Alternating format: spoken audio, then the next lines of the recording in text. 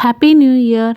ನನ್ನ ದಿನದಾರಂಭ ದೇವ್ರಿಗೆ ಕೈ ಮುಗಿದು ನನ್ನ ಪಾಪುಗೆ ಮತ್ತು ಅಮ್ಮನಿಗೆ ವಿಶ್ ಮಾಡೋದ್ರ ಮೂಲಕ ಪ್ರಾರಂಭ ಆಗಿದೆ. ನಾನು ಓದಿರೋ ಪುಸ್ತಕಗಳನ್ನು ಮಕ್ಕಳಿಗೆ ಕೊಡೋಣ ಅಂತ ಎಲ್ಲನ ಸಂಗ್ರಹಿಸಿ ಎತ್ತಿಟ್ಕೊಂಡಿದ್ದೀನಿ. ಇದು ಸರ್ಕಾರಿ ಪ್ರಾಥಮಿಕ ಶಾಲೆ ದುರ್ಗಿಗುಡಿ. ಇಲ್ಲಿ ಮಕ್ಕಳು 100% ರಿಸಲ್ಟ್ ತಗೊತಾ ಇದ್ದಾರೆ. ಕಾರಣ ಭಾರತಿ ಮೇಡಮ್, HM, ಎಲ್ಲ ಶಿಕ್ಷಕ ವೃಂದದವರು.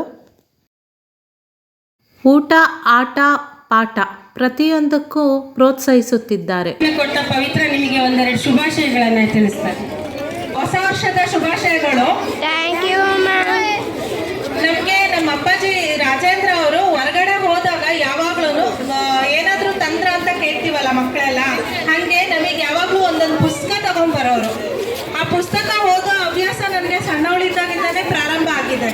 ನೀವು ಓದಿನ ನಡುವೆ ಮಧ್ಯಾಹ್ನ ಹೊತ್ತು ಅಥವಾ ಯಾವಾಗಾದ್ರೂ ನಿಮಗೆ ಟೈಮ್ ಆದಾಗ ಪುಸ್ತಕಗಳ ಓದೋ ಹವ್ಯಾಸ ಬಳಸ್ಕೊಳ್ರಿ.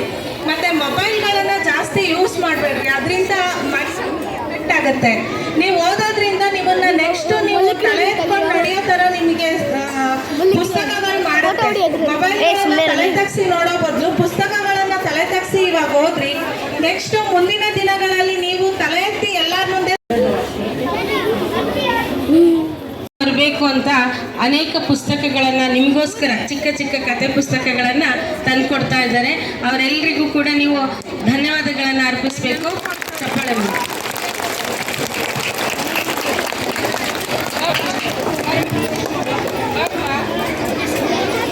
ನಿಮಗೆ ಕೊಟ್ಟಿರೋದು ನೀವೆಲ್ಲ ಅದನ್ನ ಉಪಯೋಗಿಸ್ಕೋಬೇಕು ಮಧ್ಯಾಹ್ನದ ಅವಧಿಯಲ್ಲಿ, ಆಯ್ತಾ? ಮಧ್ಯಾಹ್ನ ಅವಧಿಯಲ್ಲಿ ಓದ್ತಿರಲ್ಲ ನೋಡಿ, ನಂಗೆ ಬಹಳ ಖುಷಿ ಅನ್ಸುತ್ತೆ. ಕುವೆಂಪು ಅವ್ರ ಬಗ್ಗೆ ಬರೆಯಕ್ಕೆ ಕೊಟ್ಟಾಗ 3 ABC ಮಕ್ಕಳು ಸುಮಾರು 45ಕ್ಕಿಂತ ಹೆಚ್ಚು ಮಕ್ಕಳು ಬರ್ಕೊಂಡ್ಬಂದಿದ್ದಾರೆ. ಬಹಳ ಖುಷಿ ಅನಿಸ್ತು. Very good children, very good. ಎಲ್ಲ ಸರ್ಕಾರಿ ಶಾಲೆಯನ್ನು ಉಳಿಸಿ ಬೆಳೆಸಿ ಪ್ರೋತ್ಸಾಹಿಸಿ. ಧನ್ಯವಾದಗಳು.